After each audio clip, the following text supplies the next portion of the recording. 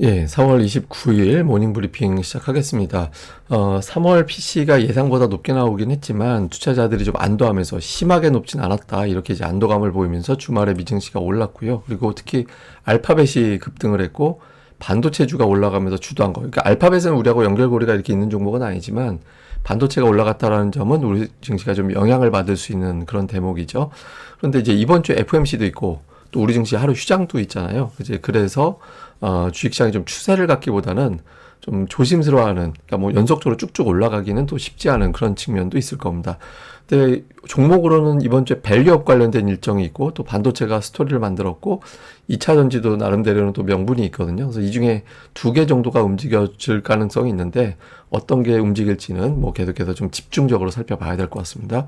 우선 주말에 미증시는 PC가 예상치 수준으로 전월 대비는 나왔고 전년 대비는 조금 높게 나왔거든요. 근데 시장의 반응은 예상치를 넘어갔지만 걱정할 수준은 아닌 것 같다. 걱정 되게 많이 했었는데 그 정도까지는 아니구나라고 좀 안심을 했고, 특히 근원 물가가 지난달하고 이제 동일하게 나왔거든요. 그러니까 예상치보다 높았지만 지난달하고 비슷했고, 특히 이제 연준에서 생각하는 이제 지표하고 생각을 해보면 연준이 근원을 2.6% 연말까지 예상을 하고 있는데 지금 2.8% 나왔잖아요. 그래서 뭐 연준의 연말 목표치하고 좀 예상치하고 큰 차이가 없기 때문에 이 정도면은 뭐 그래도 선방했다. 그러니까 이런 분위기가 있는 것 같습니다. 그러니까 CPI는 이제 물건값이 얼마나 올랐는지 집계를 하는 게 CPI고, PC는 그 물건을 살 때 사람들이 전달 대비 얼마나 지출을 늘렸느냐, 그래서 개인 소비 지출 물가라고 그러잖아요. 그래서 그걸 따지는 거라 CPI보다 이제 PC를 더 따지거든요. 근데 어쨌든 PC는 그렇게 위협적인 겁먹을 정도까지는 아니었다라는 점이 안도. 다만 이게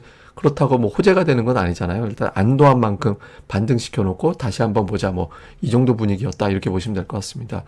근데 어쨌든 금리는 안도감 때문에 빠지긴 했지만 달러 인덱스는 올라갔거든요. 이게 뭐 엔화라든가 이제 유로화 문제도 있고 해가지고 이제 달러는 또 올라가서 시장이 완전히 안도하는 분위기는 아니다. 왜냐하면 특히 이제 달러 인덱스가 중요한 게 빨간색 선이 이제 코스닥이고 파란색 선이 환율이거든요. 근데 환율이 1360원을 넘어가면서부터 시장의 어떤 흔들림이, 증시가 낙폭이 갑자기 거칠어지고 외국인들 수급도 좀 꼬이고 하면서 이제 변화가 있었거든요. 그래서 지금같이 달러가 강세를 보일 때는 시장의 추세를 갖기는 상당히 어렵게 됩니다. 그래서 당분간 좀 환율이 좀 안정이 돼주는, 예, 그런 흐름이 나와야 좀 편안하게 시장이 될 수 있다. 근데 잠시 후에 제가 환율 얘기 나중에 한번 더 할 겁니다. 그래서 시장은 완전히 추세가 뒤집어졌다, 바뀌었다, 이런 분위기보다는 한번 안도하고 또 분위기 보자, 이렇게 되는 거 보시면 될 것 같습니다. 그리고 이제 주말에 종목들 움직이는 거 보면 뭐 엔비디아, 알파벳이 특징주죠.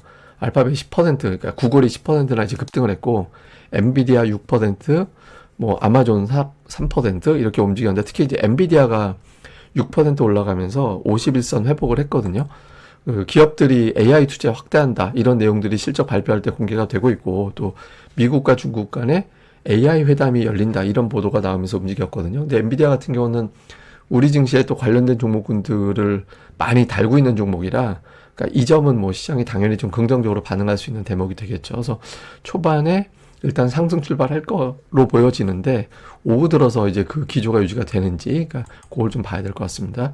자, 우리 증시에서는 종목들 보면 지난주에 증권주 KB금융 실적 나오면서 배당 일정이라든가 이런 것들 공개하면서 올라가고, 또 이번 주에 밸류업 관련된 일정이 2일인가 또 있잖아요. 그래서 그런 것들 때문에 이제 증권주가 강하게 움직였고, 그 다음에 자동차주가 은근히 강한, 미국에서 GM이 은근히 강하거든요.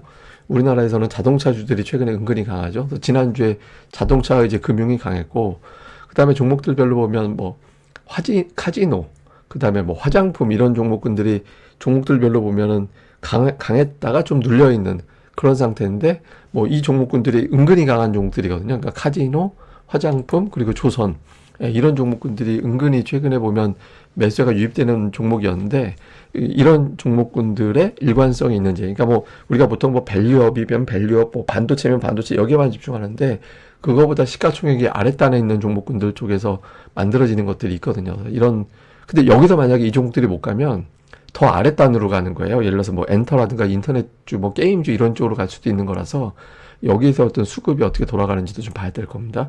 그리고 코스닥의 반도체 쪽은 지난주에 초반에 부진했다가 이제 중반 이후부터 좀 반등 시도가 나왔죠. 그래서 이번 주에 반도체 업종이 만약에 20일, 업종 지수가 21선을 돌파하게 되면 흐름이 좀 바뀌게 될 가능성이 있죠. 그래서 지난 주말에 일단 올라왔는데 오늘 21선 넘어가고 안착하고 이런 흐름이 나오게 되는지, 그러니까 일단 시장에서는 주포하고 주도주가 나오면 이제 그때부터는 저점이 높아지고 고점이 높아지는 장으로 바뀌게 되거든요. 박스권보다는. 그래서 그런 구도가 나오는지 좀 쭉 나열해 드린 종목에서의 어떤 흐름 좀 잘 봐야겠습니다.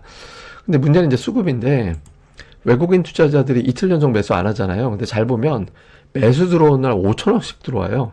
예, 그러고 나서 또 매도하고 이렇게 되고 있잖아요. 이거는 뭐냐면 외국인들이 완전히 이탈할 생각은 없다라는 거거든요. 그러니까 뭔가 이제 좀 불안정하니까 사놓고 좀 기다리고, 사놓고 기다리고 이런 형태가 되고 있는 거고, 그동안에 이제 선물만 이제 오락가락하면서 이제 시장을 흔드는, 예, 그런 역할을 하고 있는 거죠. 근데 이것도 사실은 되게 용한 겁니다. 왜냐면 뭐 저 선물 매도가 워낙 많이 쏟아져 나온 상태라서, 쏟아져 나오면서 지수 자체는 이제 많이 빠져 있는 거죠. 근데 지금 위치상으로는 외국인들의 선물 매도 여력은 제 계산으로는 25,000개, 매수 여력은 거의 7만 개 정도. 그러니까 아랫단으로는 100포인트 안쪽, 윗단으로는 200포인트 이상 이렇게 되거든요. 근데 뭐 때리려면 100포인트는 뭐 더 때릴 수는 있겠죠. 근데 어쨌든 외국인들 수급이 바뀌려면 환율과 금리가 안정이 돼줘야 되거든요. 근데 그게 안정되지 않으면 지금 최근 들어서 같이 이렇게 지그재그 샀다 팔았다 뭐 이런 형태밖에 안 돼서, 환율과 이런 부분들이 좀 안정이 돼주는지가 되게 중요하다. 만약에 그게 안정이 된다면 삼성전자, 뭐 SK하이닉스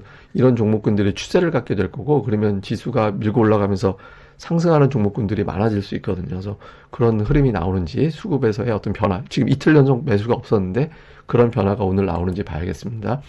그런데 어쨌든 이번 주에 좀 일정이 있잖아요.